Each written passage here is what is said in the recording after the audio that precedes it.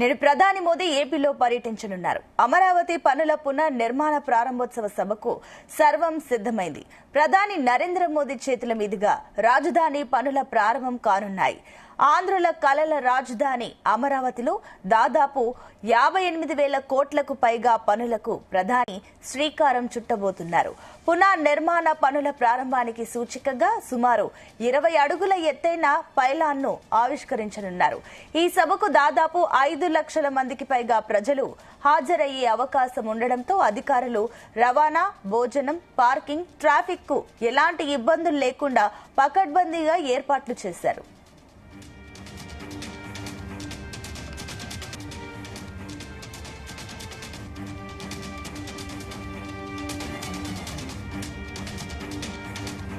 సభా ప్రాంగణాన్ని ఇప్పటికే ప్రధాని భద్రతా ఏర్పాట్లు పర్యవేక్షించే ఎస్పీజీ తన ఆధీనంలోకి తీసుకుంది. ప్రధాన వేదికపై కేవలం 14 మందిని మాత్రమే అనుమతించారు. ప్రధాని మోదీతో పాటు governor justice Abdul Nazeer, CM Chandrababu, deputy CM Pawan Kalyan, మంత్రి లోకేష్ తో పాటుగా కేంద్ర మంత్రులను మాత్రమే ప్రధాన వేదికపైకి అనుమతించనున్నారు.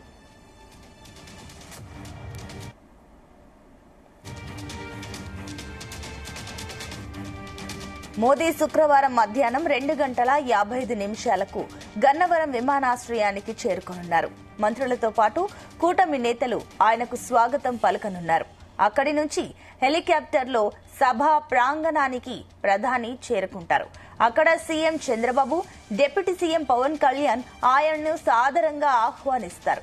అక్కడి నుంచి కారులో సభా వేదిక వద్దకు ప్రధాని చేరుకుని అమరావతి పునర్నిర్మాణానికి సూచికగా పైలాన్ ఆవిష్కరిస్తారు. అనంతరం బహిరంగ సభలో పాల్గొని ప్రసంగించనున్నారు. తిరిగి సాయంత్రం 4:55 మోదీ ఢిల్లీకి బయలుదేరి వెళ్లనున్నారు. ఇదే అంశానికి సంబంధించి మరిన్ని డీటెయిల్స్ మా కరెస్పాండెంట్ నాగేశ్వరరావు అందిస్తారు. నాగేశ్వరరావు.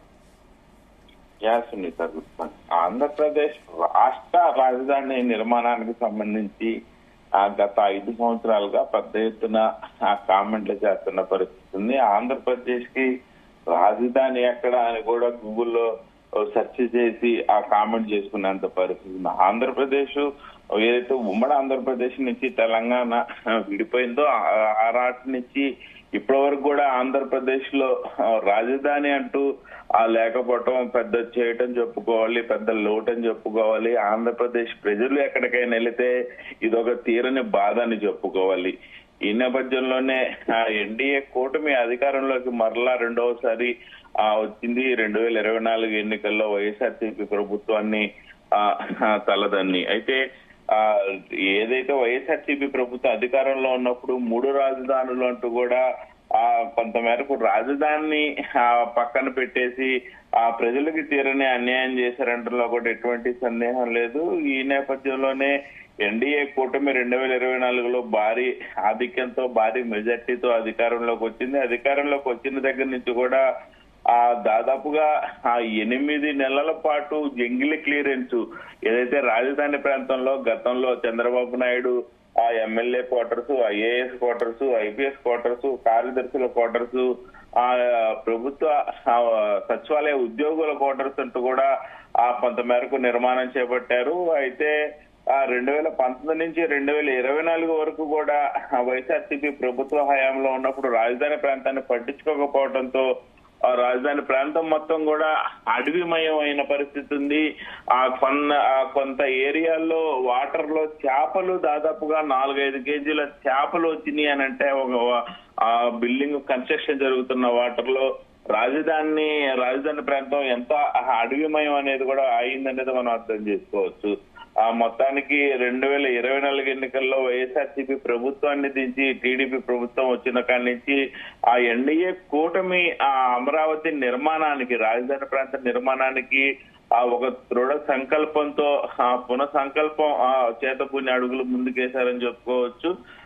ఈ యొక్క రాజధాని ప్రాంతాన్ని పునఃప్రారంభించడానికి నేడు దేశ ప్రధాని నరేంద్ర మోడీ రావటం, అక్కడ ఒక పండగ వాతావరణం తీసుకురావటం, ప్రాంత నిర్మాణ ప్రజల ఆకాంక్ష అని చెప్పుకోవచ్చు, ప్రజల ఆకాంక్షల ప్రతిరూపం అని చెప్పుకోవచ్చు. ఈ నేపథ్యంలోనే ఈ యొక్క రాజధాని నిర్మాణ ప్రాంత పునఃప్రారంభ పనులకైతే ఆ శ్రీకారం చుట్టారు. నరేంద్ర మోడీ రాబోతున్నారు. దీనికి సంబంధించి ఎన్డీఏ కూటమి ఆంధ్రప్రదేశ్ లో పెద్ద ఎత్తున కూడా ఏర్పాట్లు చేస్తున్న పరిస్థితి ఉంది.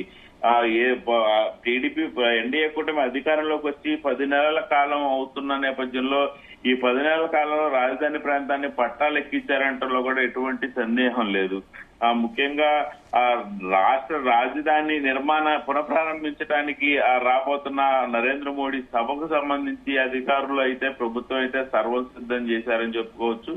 నరేంద్ర మోడీ చేతుల మీదుగా రాజధాని ప్రాంత పనులైతే ప్రారంభంగానున్నాయి. రాష్ట్ర చరిత్రలో ఇదొక మహోన్నత ఘట్టం అని చెప్పుకోవచ్చు. రాష్ట్రాల్లో ఇదొక ఆవిష్కృతమవుతున్న ఒక ప్రత్యేకమైన అంశం అని చెప్పుకోవచ్చు. ఆంధ్రుల ఆశలకు గాని ఆకాంక్షలకు గాని కేంద్రమైన రాజధాని అమరావతి పునర్నిర్మాణ పనులైతే ప్రారంభించారు. దీన్ని నరేంద్ర మోడీ చేతుల మీదుగా అయితే పనులు ప్రారంభించి నేటి నుంచి రాజధాని నిర్మాణం శరవేగంగా జరుగుతున్న పనులైతే ఉన్నాయి. అయితే రాష్ట్ర ప్రభుత్వం అన్ని ఏర్పాట్లు కూడా చేసింది. ఎన్డీఏ కూటమి దగ్గరుండి ఆ పనులు మొత్తం 3 పార్టీ అధ్యక్షులు అలాగే 3 పార్టీకి సంబంధించిన నేతలు గత వారం 10 రోజులుగా కూడా పనులన్నీ పర్యవేక్షిస్తున్న పరిస్థితి ఉంది.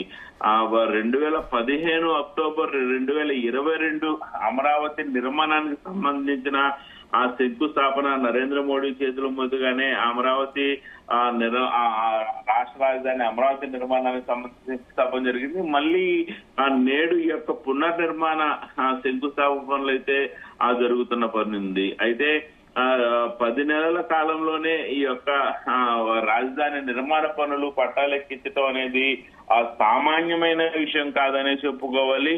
రాష్ట్రంలో ఎన్డీఏ కూటమి ప్రభుత్వం అధికారంలోకి వచ్చిన వెంటనే రాజధాని పునర్నిర్మాణానికి సంబంధించి పెద్ద ఎత్తున నడుం కట్టింది. అమరావతి బ్రాండ్ ఇమేజ్ ని పెట్టుబడిదారుల్లో కొంత మేరకు నమ్మకాన్ని కూడా కలిగించిందనడంలో కూడా ఎటువంటి సందేహం లేని పరిస్థితి ఉంది. దాదాపుగా 58,000 కోట్లకు పైగా పనులను నేడు నరేంద్ర మోడీ పునఃప్రారంభం సందర్భంగా వీటన్నిటికి కూడా 58,000 కోట్ల రూపాయలకు పైగా పనులకి శ్రీకారం చుట్టబోతున్నారు. ఏదైతే పునర్నిర్మాణ పనుల ప్రారంభానికి సూచికగా సుమారు 20 అడుగుల ఎత్తున పైలాన్ని కూడా నిర్మించనున్నారు. ఈ నేడు నరేంద్ర మోడీ ప్రారంభించిన రాష్ట్ర రాజధాని అమరావతి పునర్నిర్మాణ పనులకు సంబంధించి రాష్ట్ర వ్యాప్తంగా కూడా అటు శ్రీకాకుళం నుంచి ఇటు పల్నాడు జిల్లా వరకు కూడా రాయలసీమ వరకు కూడా మొత్తం 5 లక్షల మంది రాష్ట్ర వ్యాప్తంగా ప్రజలందరూ కూడా హాజరవుతున్న అవకాశం అయితే కనపడతా ఉంది. దాదాపు రవాణా, భోజనం, పార్కింగ్, ట్రాఫిక్ ఎలాంటి ఇబ్బందులు లేకుండా పకడ్బందీ ఏర్పాట్లు చేసింది ప్రభుత్వం అని చెప్పుకోవాలి. రాష్ట్ర వ్యాప్తంగా ఉన్న వివిధ కార్పొరేషన్ల చైర్మన్లు, ఎమ్మెల్యేలు, మంత్రులు, ఐఏఎస్లు, ఐపీఎస్లకి కీలక బాధ్యతలు అప్పచెప్పి ఎక్కడ కూడా ఎవరు ఎటువంటి ఇబ్బంది పడకుండా ప్రజలందరూ కూడా వచ్చిన వారు ఇబ్బంది లేకుండా వెళ్లడం కోసం ప్రభుత్వం భారీగా ఖర్చు చేస్తున్నట్లో కూడా ఎటువంటి సందేహం లేదు. అలాగే ముఖ్యంగా ఏదైతే సభా ప్రాంగణం మొత్తం కూడా ఇప్పటికే ప్రధాని భద్రతా ఏర్పాట్లు పర్యవేక్షించే ఎస్పీజీ మొత్తం కూడా గత 2 రోజుల క్రితం తమ ఆధీనంలోకి తీసుకుంది. వేదికపై కేవలం 14 మందిని మాత్రమే అనుమతించే అవకాశం కనపడతా ఉంది. ప్రధాని నరేంద్ర మోడీతో పాటు గవర్నర్ జస్టిస్ అబ్దుల్ నజీర్, అలాగే రాష్ట్ర ముఖ్యమంత్రి చంద్రబాబు నాయుడు, డిప్యూటీ సీఎం పవన్ కళ్యాణ్, మంత్రి లోకేష్ తో పాటు రాష్ట్రంలో ఉన్న కేంద్ర మంత్రులు మాత్రమే వేదిక పైకి అయితే అనుమతిస్తున్న పరిస్థితి అయితే ఉంది. ముఖ్యంగా కేంద్ర ప్రభుత్వంలో తెలుగుదేశం పార్టీ ఒక కీలక భాగస్వామిగా ఉండటంతో అమరావతి నిర్మాణానికి పూర్తిగా సహకరిస్తామని కేంద్రం భరోసా ఇచ్చిన నేపథ్యంలో ప్రపంచ బ్యాంకు అలాగే ఏడీబీలని ఒప్పించి ఆగమేఘాల మీద దాదాపుగా 15,000 కోట్ల రూపాయల ఆర్థిక సాయం వచ్చేలాగా కేంద్ర ప్రభుత్వం చేసింది. నరేంద్ర మోడీ దీంట్లో కీలక భాగస్వామి అయ్యారు. హట్కో మరో 11,000 రూపాయల రుణం మంజూరు చేసిన పరిస్థితి అయితే ఉంది. శుక్రవారం నేటి మధ్యాహ్నం 2:55 గన్నవరం విమానాశ్రయానికి అయితే నరేంద్ర మోడీ చేరుకోనున్నారు. మంత్రులతో పాటు కూటమి నేతలందరూ కూడా ఆయనకి స్వాగతం పలకనున్నారు. అక్కడి నుంచి హెలికాప్టర్ లో ఆయన సభా ప్రాంగణానికి చేరుకున్న పరిస్థితి ఉంది. అక్కడ రాష్ట్ర ముఖ్యమంత్రి చంద్రబాబు నాయుడు, ఆ డిప్యూటీ సీఎం జనసేన పార్టీ అధినేత పవన్ కళ్యాణ్ ఆయన్ని సాదరంగా ఆహ్వానించనున్నారు. అక్కడి నుంచి కారులో సభా వేదిక వద్దకు చేరుకొని అమరావతి పునర్నిర్మాణానికి సూచిగా ఏర్పాటు చేసిన ఆ 20 అడుగుల పైలాన్ని అయితే ఆవిష్కరించే పరిస్థితి ఉంది. అనంతరం జరగనున్న బహిరంగ సభలో ఆ దేశ ప్రధాని రాష్ట్ర ముఖ్యమంత్రి చంద్రబాబు నాయుడు, పవన్ కళ్యాణ్ ముగ్గురు కూడా మాట్లాడనున్నారు.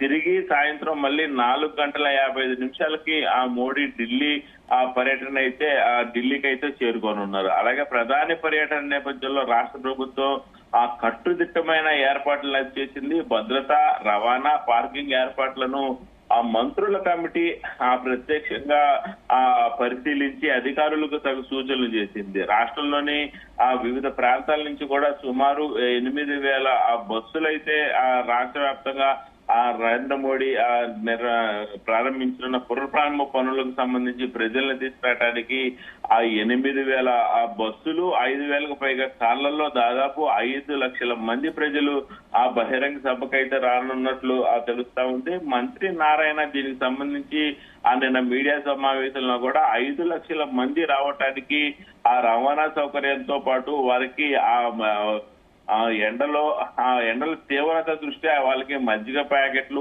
ఓఆర్ఎస్ ప్యాకెట్లు, భోజనాలు, వసతులు మొత్తం కూడా ఏర్పాట్లు చేసినట్టు కూడా నారాయణ తెలిపారు. అలాగే ప్రత్యేక వైద్య బృందాలను సైతం అందుబాటులోకి వచ్చినట్టు తెలిపారు. అలాగే తాటికొండ నుంచి వెలగపూడి వరకు రాజధాని రైతులు ర్యాలీ చేపట్టనున్నారు. రైతుల కోసం ప్రత్యేకంగా 5 గ్యాలరీలను అయితే ప్రభుత్వం ప్రత్యేకంగా ఏర్పాటు చేసిన పరిస్థితి అయితే ఉంది. అలాగే అమరావతి బహిరంగ సభకు రావాలంటూ ప్రత్యేకంగా 5,000 మంది పారిశ్రామికవేత్తలకు ఆహ్వానం పంపించడం కూడా ఈ యొక్క రాజధాని నిర్మాణ పునఃప్రారంభ పనుల్లో ఇదొక పసుమరిపని చెప్పుకోవాలి.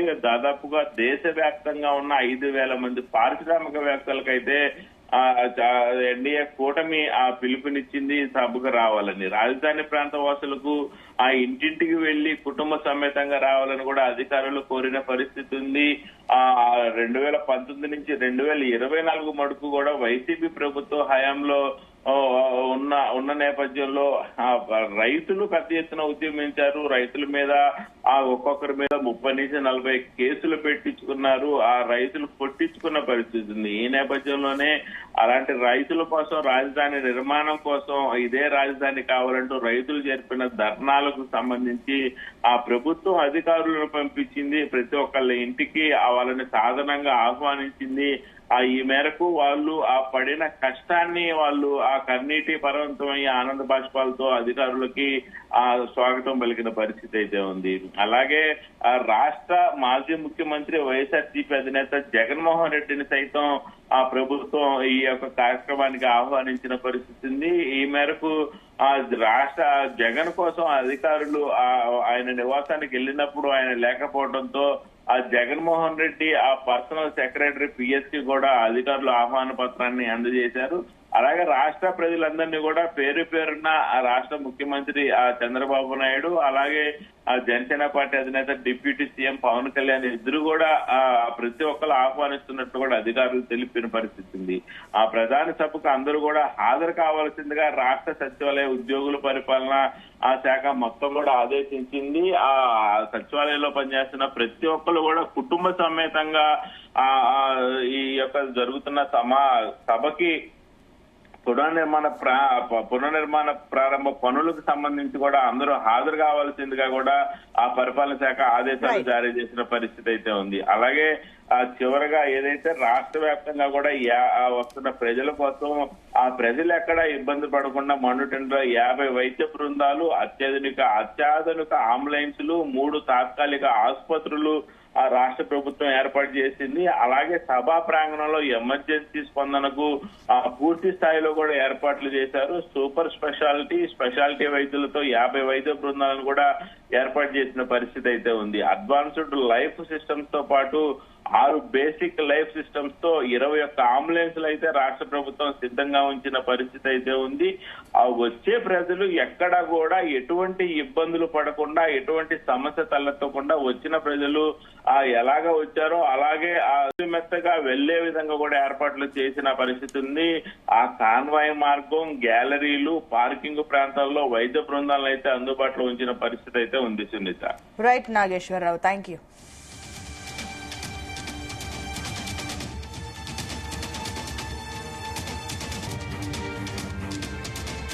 ప్రధాని పర్యటన నేపథ్యంలో రాష్ట్ర ప్రభుత్వం కట్టుదిట్టమైన భద్రతా ఏర్పాట్లు చేసింది. భద్రత, రవాణా, పార్కింగ్ ఏర్పాట్లను మంత్రుల కమిటీ ప్రత్యేకంగా పరిశీలించి అధికారులకు సూచనలు జారీ చేశారు. ఇక రాష్ట్రంలోని వివిధ ప్రాంతాల నుంచి సుమారు 8,000 బస్సులు, 5,000కు పైగా కార్లలో దాదాపు 5 లక్షల మందికి పైగా ప్రజలు బహిరంగ సభకు తరలి రానున్నట్లు మంత్రి నారాయణ తెలిపారు.